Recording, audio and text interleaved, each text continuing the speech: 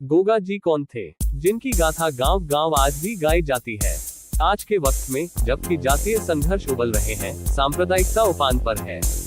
ऐसे में साहित्य, मनोविज्ञान, इतिहास या फिर समाज शास्त्र में रुचि रखने वालों को गोगा कथा से सुनने वालों को बहुत कुछ प्राप्त होता है। गोगा जी की कहानी सिर्फ एक कहानी नहीं है, ये एक चमत्कारी घटना है। इस कहानी में हरियाणा, राजस्थान की संस्कृति और समाज के रोचक पहलू छिपे हुए हैं। गोगा जी की कहानी दरअसल एक मॉडल है, एक ऐसा मॉडल या यूं कहें कि एक तरीका है जिससे हम अपने समाज के लोगों के मन में उतर सकते हैं। उनके सपने, उनकी खुशियां, उनके तौर तरीके, उनका बीता हुआ कल और उनकी जरूरतों को समझ सकते हैं। आम बोलचाल की भाषा में गोगा को गूगा या गूगा बोला जाता है। गूगा पीर के नाम से जाने गए राजा जहांगीर चौहान की याद में हर साल गूगा नवमी का त्योहार मनाया जाता है। देसी कैलेंडर के मुताबिक भाद्रपद महीने के कृष्ण पक्ष की नवमी को यानी कृष्ण जन्माष्टमी के ठीक अगले दिन राजस्थान में गोगा मेड़ी पर भारी मेला लगता है। गोगा मेड़ी वो जगह है जहां ये माना जाता है कि गोगा जी अपने घोड़े के साथ जमीन में समा गए थे। इससे पहले कि आगे कोई बात हो, वैज्ञानिक चित्त का कोई भी आदमी एकदम सवाल उठाएगा कि ये जमीन में समा जाना कोई ऐतिहासिक तथ्य नहीं हो सकता। निश्चित ही कोई जीवित आदमी एक जिंदा घोड़े के साथ धरती में नहीं समा सकता। पर ये तो लोकगाथा की एक खासियत है कि उसमें चमत्कार और ऐतिहासिक सच घुले मिले रहते हैं। हमारा जो पूरा वजूद है उसमें तर्क के साथ स्वप्न भी होते हैं और उन सपनों की एक अलग भाषा होती है। समाज में व्याप्त लोक चेतना अलग भाषा गढ़ती है। गोगा की कथा में गोगा जी दिल्ली के सुल्तान से लड़ते मिलेंगे, पर वो दिल्ली का सुल्तान मोहम्मद गौरी है या महमूद गजनवी या तुगलक, इसकी कोई जानकारी नहीं मिलेगी। मिथक लोकगाथा का एक केंद्रीय हिस्सा है। लोकगाथा का अपना ही एक ढांचा होता है, उसको देखने के अपने ही तरीके। लोकगाथाओं का एक रोचक पहलू ये भी है कि हमें लोकगाथा का एक ही तरह का पाठ नहीं मिलता। मान लीजिए गोगा जी की ही कथा सुनने चले, तो मोटे तौर पर कहानी वही होगी, पर छोटे छोटे तथ्य बदलते रहेंगे। कोई लोकगायक कहेगा कि गोगा जी लड़ते हुए शहीद हुए, किसी के अनुसार वो भूमि में समा गए, किसी के अनुसार कथा आगे बढ़ती है और धरती में समा जाने के बावजूद गोगा जी अपनी पत्नी सीरियल से मिलने जाते रहे। वर्तमान में ये सब भूल मिल गए हैं। लोक गाथा बहुत जीवंत होती है, उसमें हर कलाकार श्रद्धालु अपने हिसाब से जोड़ते घटाते हैं। आइए गोगा जी महाराज की कथा का एक मोटा खाका खींचते हैं। राजस्थान में एक जगह है ददरेवा, यहाँ राजा जेवर शासन करते थे। उनकी दो रानियां थी, काछल और बाछल। राजा की कोई औलाद नहीं थी। रानी बाछल की गुरु गोरखनाथ पर गहरी श्रद्धा थी। गुरु गोरखनाथ ने बाछल को संतान प्राप्ति के लिए एक फल देना चाहा, जो धोखे से काछल ने ले लिया।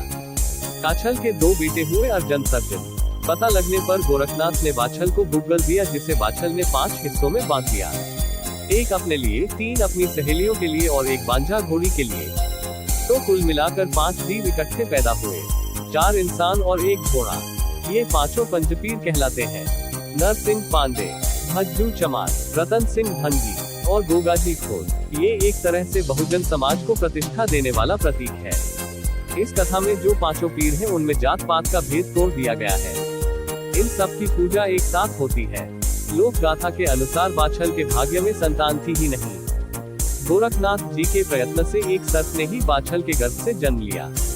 कुछ मान्यताओं के अनुसार वह खुद वासुकी नाग था, जिसे गाते हुए बासक नाग कहा जाता है। कुछ अन्य लोग मानते हैं कि गुरु गोरख जी पाताल जाकर नाग के दांत के नीचे से दुर्लभ गुग्गल लाए, जिससे गोगा हुए। ये एक मिसाल है कि कैसे रोचकता बढ़ाने के लिए लोकगायक मूल कथा में नए नए बिंदु जोड़ते हैं।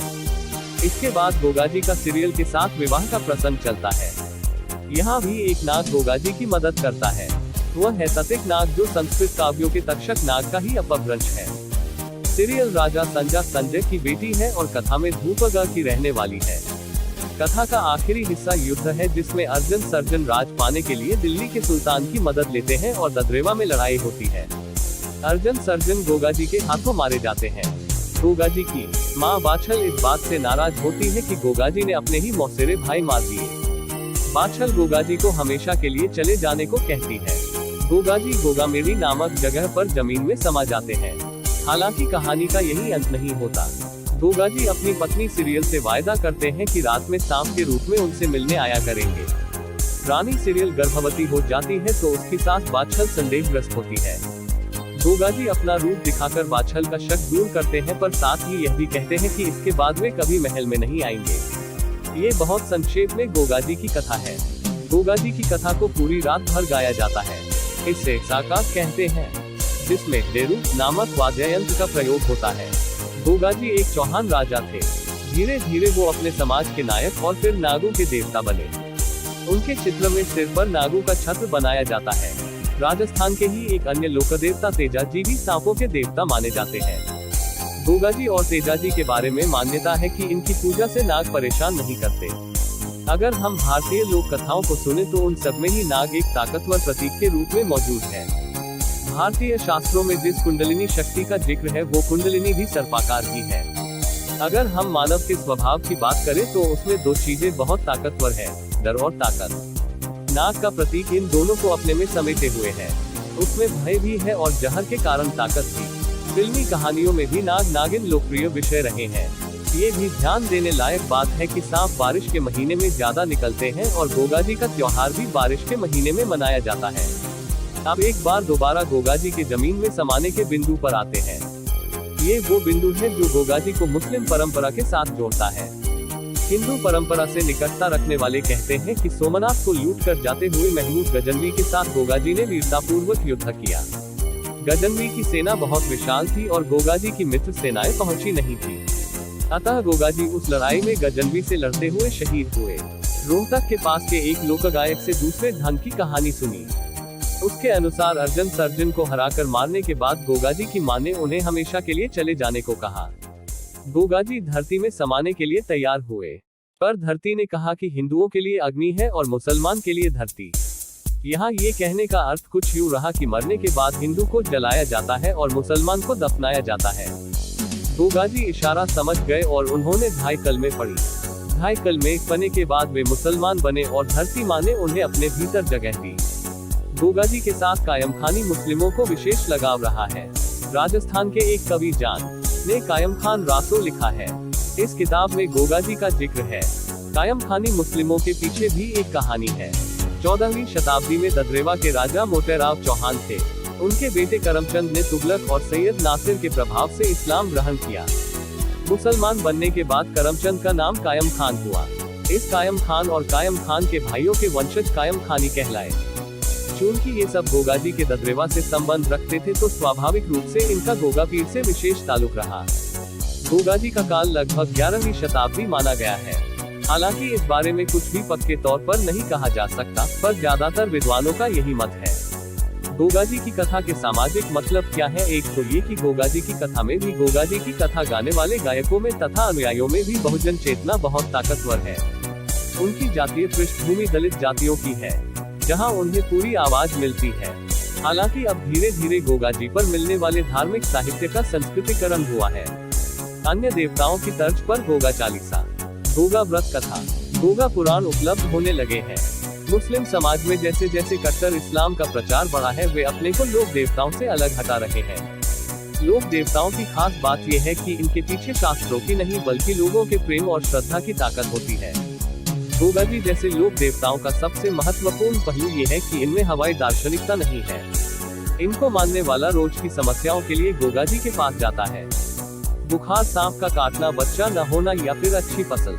यहाँ मोक्ष, निर्वाण या परलोक जैसी बड़ी बड़ी बातें नहीं है। यहाँ जमीनी दिक्कतों की बातें हैं। ये पारलौकिकता के सामने इहलौकिकता की प्रतिष्ठा है। यहाँ इंसान अपनी शूरवीरता से देवता बना है। उसके साथ ही प्रकृति में पाए जाने वाले नाग और घोड़ा है। गोगा जी सिर्फ हरियाणा राजस्थान के ही नहीं बल्कि उत्तर भारत के समस्त ग्रामीण जन के दिलों की धड़कन है। गोगा जी का अध्ययन धार्मिक ही नहीं बल्कि हमारी सामाजिक सांस्कृतिक जरूरत भी है। बिजनौर है जाहरवीर की नंसाल बिजनौर। देश भर में गोगा जाहरवीर उर्फ जाहरपीर के करोड़ों अनुयायी हैं। सावन में हरियाली तीज से भाद्रपद के कृष्ण पक्ष की नवमी तक गोगा जाहरवीर उर्फ जाहरपीर की महाडी पर श्रद्धालु आकर निशान चढ़ाकर पूजन अर्चन करते हैं। गोगा हिंदुओं में जाहरवीर है तो मुस्लिमों में जाहरपीर। दोनों संप्रदाय में इनकी बड़ी मान्यता है। यह बात कम ही लोग जानते हैं कि राजस्थान में जन्मे गोगा उर्फ जाहरवीर की नंसाल बिजनौर जिले के रेहड़ गांव में है। इनकी मां बाछल जिले में जहां जहां गई वहां वहां आज मेले लगते हैं। जाहरवीर के नाना का नाम राजा कोरापाल सिंह था। गर्भावस्था में काफी समय बाछल पिता के घर रेहड़ में रहे। रेहड़ के राजा कुंवरपाल की बेटी बाछल और कांचल का विवाह राजस्थान के चुरू जिले के ददरेजा गांव में राजा जेवर सिंह व उनके भाई राजकुमार नेवर सिंह से हुआ। जाहरवीर के इतिहास के जानकारों के अनुसार बाछल ने पुत्र प्राप्ति के लिए गुरु गोरखनाथ की लंबे समय तक पूजा की। गोरखनाथ ने उन्हें झोली से गूगल नामक औषधि दी और कहा कि जिन्हें संतान न होती हो उन्हें यह खिला देना। रानी बाछल से थोड़ा थोड़ा गूगल पंडिताई बांधी और घोड़ी को देकर बच्चा काफी भाग खुद खा लिया। औषधि के नाम पर उनकी संतान का नाम गोगा हो गया। वैसे रानी ने बेटे का नाम जाहरवीर रखा।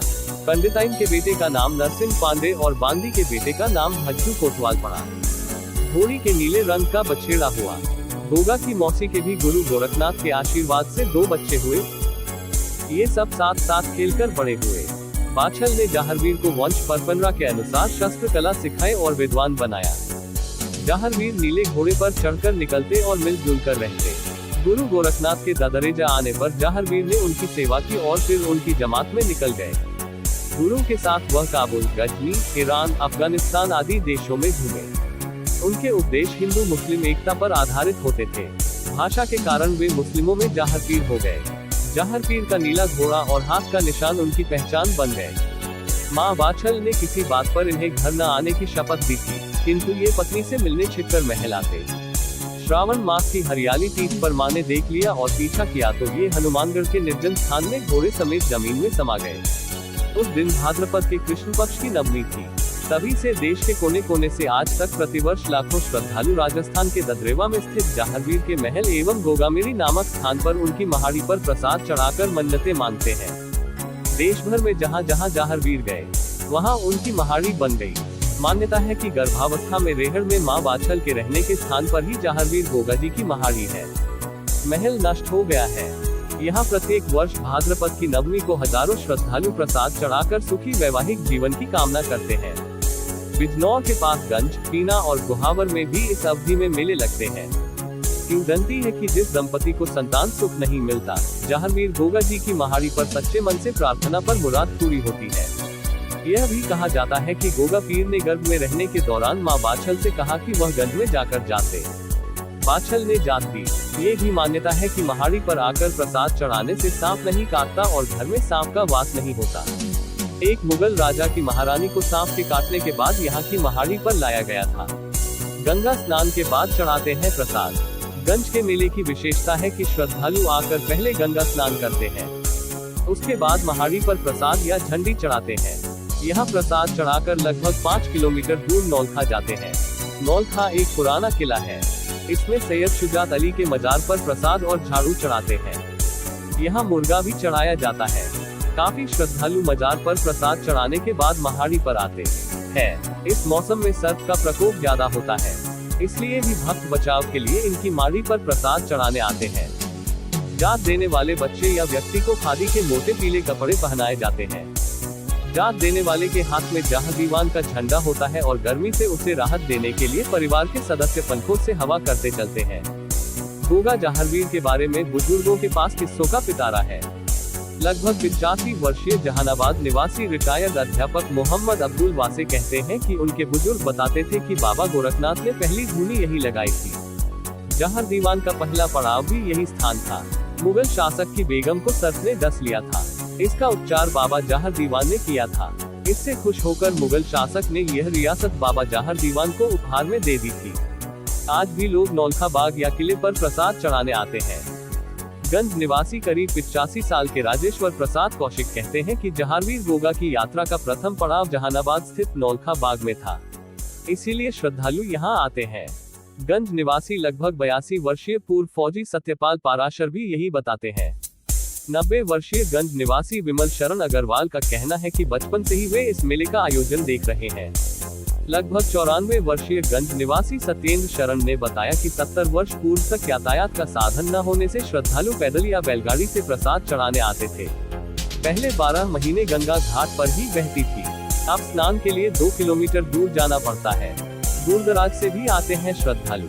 गंज की महाड़ी के पुजारी श्रवण कुमार उपाध्याय का कहना है कि यहाँ दिल्ली, राजस्थान, उत्तरांचल, पूरब आदि से बड़ी संख्या में श्रद्धालु आते हैं। यहाँ आकर परिवार बच्चे की कामना के लिए प्रसाद चढ़ाते हैं। संतान होने पर वे उसकी जात देने आते हैं। जात देने वाले बच्चे या बड़े घर पर पूजा अर्चना कर पीले या सफेद कपड़े पहनकर चलते हैं। परिवार भी प्रायः ऐसे ही कपड़े पहनता है। इन कपड़ों पर हल्दी से हाथों के पंजे की छाप लगाई जाती है। जात देने वाले के हाथ में लाल रंग का कपड़ा लगी झंडी होती है। दूसरे हाथ में हवा करने वाला पंखा होता है। पंखा प्रायः परिवार के सभी सदस्य लिए होते हैं। ये एक दूसरे और रास्ते में मिलने वालों को हवा करते चलते हैं। महाड़ी पर जात दी जाती है। मजार पर चढ़ती है झाड़ू, मुर्गा और प्रसाद। मजार के फकीर नूर शाह का कहना है कि मजार पर झाड़ू, प्रसाद चढ़ाया जाता है। कुछ मुर्गा भी चढ़ाते हैं।